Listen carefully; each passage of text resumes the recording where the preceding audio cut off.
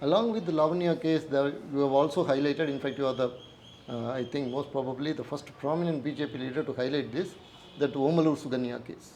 Now, if you look at it, throughout Tamil Nadu, there are a lot of such cases, underreported, reported but underreported, about abuse of children and killing of children in a particular educational institution chains.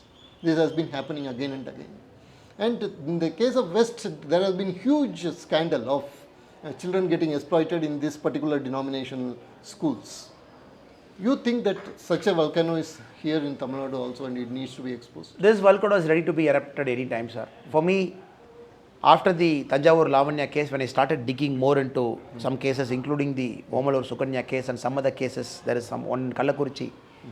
And I felt, for me, it was like seeing the Spotlight movie. There is this Hollywood movie called Spotlight, where the New York Times journalists have dug deep into the Christian Catholic priest abuse of children. And one fine day, they released it like a bombshell story. It was for me like that. I personally believe all religions are equal. Every religion needs to be respected equally. It is people's business, personal business, to decide what religion he has to follow, how he has to follow. I have a severe problem. When one religion forces the other to go for a forced conversion. I have a severe problem, like in the Tanjavur Lavanya's case, when the state itself is party to the crime. The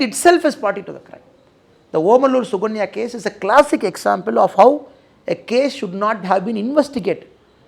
The IO of the case, the Salem DYSP, the Omalur in charge, gives a report to the High Court that she committed suicide. Then the case gets transferred to CBCID, again a re-postmortem. They find traces of semen. Then they say it's gang rape. Accused is said to be arrested. How is it even possible in this world? When you have a judicial system, when you have a police system, when you have all kinds of forensic tools in your hand, how can you call something as a plain suicide? I am just giving an example of one case. And there are n number of cases where murder is shown as a suicide. Case closed, not even an FIR. Stomach pain, suicide. This suicide. Not able to study, did not get good marks in 10th standard, suicide. So many FIRs you take back, you dig it, you open it, you put a commission of inquiry, you get into all these children, you are going to open a Pandora's box. In fact, Lavanya's case, when it went to Supreme Court, the Missionary Association, they were also fighting hard. Look at the lawyers they brought to Supreme Court. One appearance, those lawyers charge about 1 crore rupees. One lawyer charges about 18 lakh per appearance, 18 lakh. Those are the kind of lawyers who appear in Supreme Court. So where is the money coming from? An MLA is kind of panicky, a DMK MLA, just runs to the jail. The accused comes out of the jail, puts a garland there only, falls at the feet. So which ecosystem are you pandering to? So that's a big ecosystem. Probably the government is just a small pawn in the ecosystem. Or probably the DMK party is slightly another part of the ecosystem. This ecosystem is large, it's brutal. And it's time that we have to get into the root of this, stop this nexus. Recently there was an expose also.